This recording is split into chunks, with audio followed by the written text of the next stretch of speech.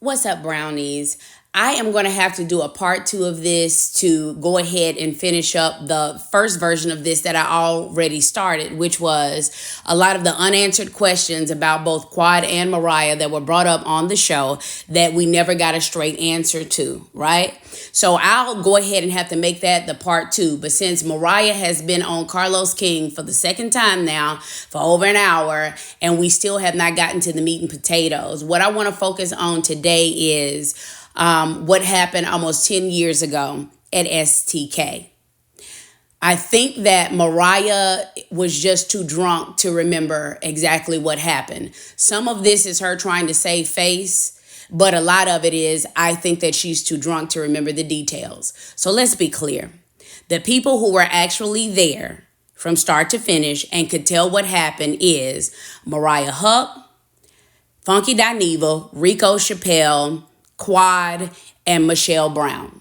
Hopefully, Funky Dineva will do a follow-up to this since it's back in the news today. So when he goes live tonight, hopefully he'll do a follow-up. And if so, I'll just include his version in my part two of the Quad versus Mariah. But let me read to you verbatim what Michelle Brown's account was of what happened at STK.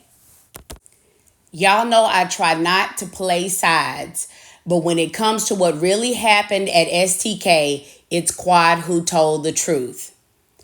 I happen to have been the friend who missed the catch, and Mariah's Celine bag ended up on the floor. From my perspective, it was all Mariah and her tunnel vision.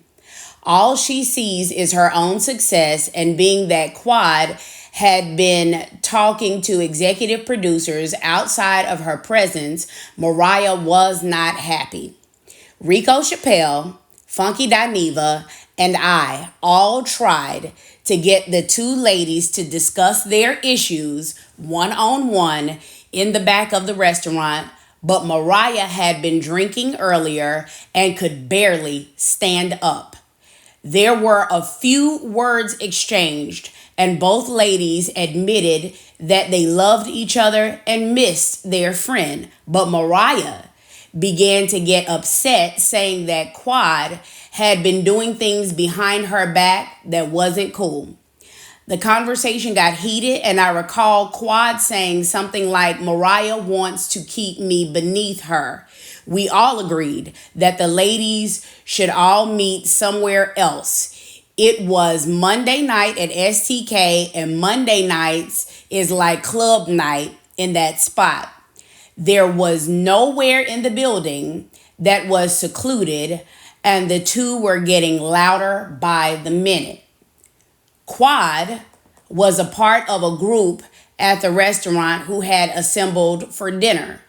So she retreated back to her table, and Mariah was still having problems standing. So Rico suggested she have a seat for a moment. That moment turned into chaos when the two began bickering. I'm not sure what was said, but I saw Mariah hitting Quad on her back and yelling. My good friend Funky Dineva wrote about the entire incident when it happened.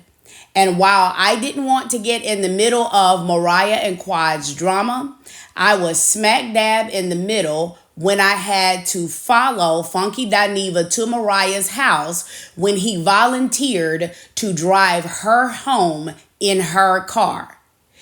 It was only my second time meeting both Mariah and Quad, so I felt like the impartial party. I spoke with Mariah one-on-one and Quad one-on-one, and I came up with this. Mariah is insanely jealous and can't control it. Period.